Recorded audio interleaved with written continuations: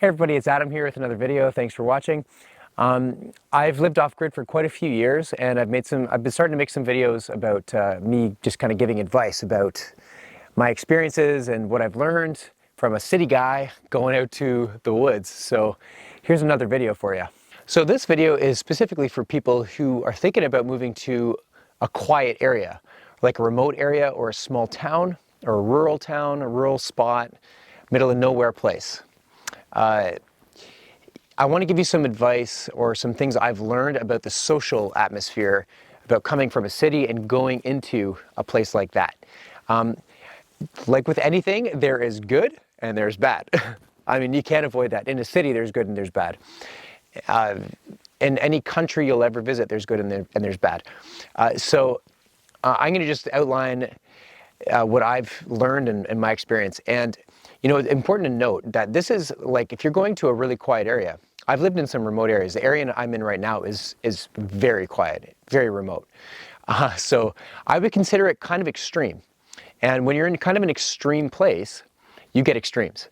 So I want to just kind of give you my personal stories and some advice. So here we go. The social atmosphere. I'll start with the bad stuff first. So the first thing I want to talk about is how your world becomes smaller. So we are a byproduct of our environment, whether we like it or not. I think it's just like human nature.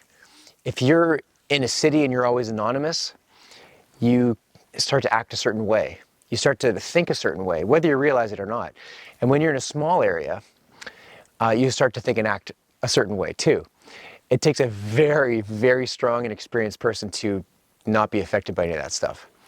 But at some level, we're all affected by where we are. Out in the middle of nowhere, obviously there's a lot of forest here, but as human beings, we are attracted to social things and other people and neighbors and whatever's going on in the community. We can't help but be curious and be somehow connected to that. So your world becomes quite small. Physically, you have all the space in the world, but things can get a little claustrophobic. If you're used to passing by 1,000 people a day in the city and then you go to the middle of nowhere and you wave at 3 people in your vehicle, your world becomes very small psychologically and socially. And this is a real phenomenon that happens. And when I say your world gets small, it means that the little things are big things now. So when you see somebody, it's a big event. When you have a conversation with somebody, it's a big event. When some sort of drama happens to a neighbor and another neighbor, that's a big event. This is your world now. And you can't help but be a little bit pulled into it. So that's kind of the phenomenon I'm talking about when I say the world you're in now is small, psychologically and mentally and socially. So a weird thing that happens in this type of environment is that you're always on stage. That is to say, like, in the city, for example, you can pass by 1,000 people a day and you can kind of do whatever you want and no one's really going to bat an eye because they've seen it all in the city. But in a small town, every little thing you do is being watched and it's being judged. Not necessarily in a harsh way or a bad way, but people are taking notes. And whether people mean to take notes or not, I don't know. It's just a natural thing that happens. I think it's a survival thing in a remote area. Again, these are extremes, right? So if you're in a remote area, it's an element of survival to know who you can trust and who you can't trust. So people are taking notes when they see you. And they're harmless. Most of the time they're harmless. They're just like, yeah, this person's good. All right, everything's good. Or that's weird. Why are they doing this? You know, people take funny notes in their minds. So with that, you're always kind of on stage. Everywhere you go, people are watching, they're taking notes, and how you act in a public place is remembered. So that is something to keep in mind. And it's like, you know what, the fact is, this is how human communities have always been. Because we've always been in small communities, you know, aside from the last couple 1,000 years or 100 years, really. So, I mean, what you get is real community. And this is one of the sides of being in a real community is that you have to show up in a certain way because people are going to remember how you showed up.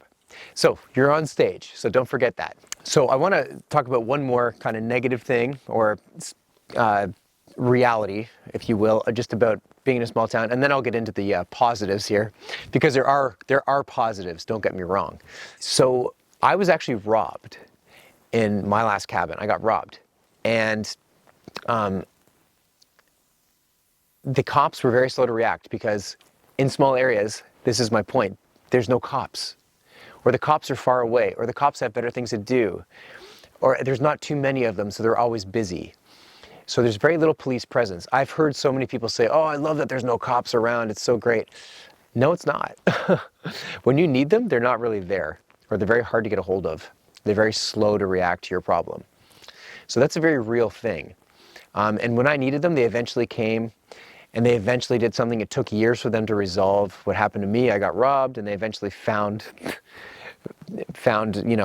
tracked who it was.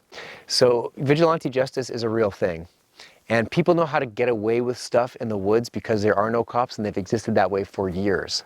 So vigilante justice, people take care of their own thing, they do what they want, and they get away with it.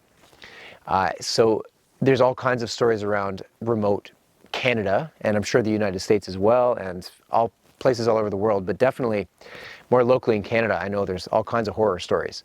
So that's a real thing to think about before you decide where you want to move to, or if you're thinking about it, keep that in mind. How close is the nearest cop station? That should be right on your, front of your mind, in my opinion. Okay, so we're going to talk about the good things now about small towns and remote areas. There are great social things about these places too.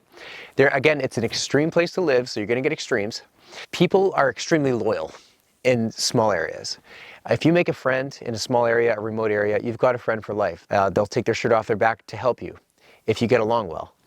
I've experienced the small town hospitality, or slow-paced hospitality, whatever you want to call it.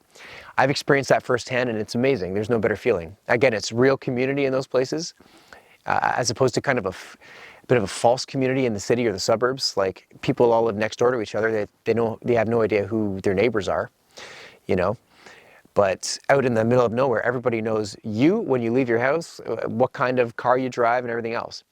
So when you get to know people in a very close community like that, you will never make a better friend in your life than people in small communities. And they're fantastic. So, for all the bad stuff I mentioned at the beginning, got that out of the way, have faith, because some of the best people you'll ever meet in your life are in small towns. So I've met so many wonderful people, too many to mention here. They know who they are, but they exist out there. And don't be scared because of what I said earlier. Like, when you meet people and get to know people in small towns, you'll meet some great ones. Most of them are great. So keep that in mind, please. And just kind of on that note, it's just a more human experience being in a small area, more so than a city. A city is also great. I don't really have a preference myself. I like both. But in a small area, you're going to have a more down-to-earth, more human experience, just simpler. Community events are simpler somehow. Your landscape is simpler. There's like 2 stores. Everyone goes to them. You see the same people. You know who works there. You strike up a conversation with the cashier.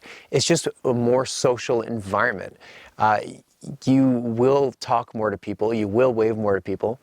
You will stop in the middle of the day and have a conversation with somebody you hadn't seen in a couple of weeks to catch up on some personal matter between you two. That's just how it goes. It's a more human experience.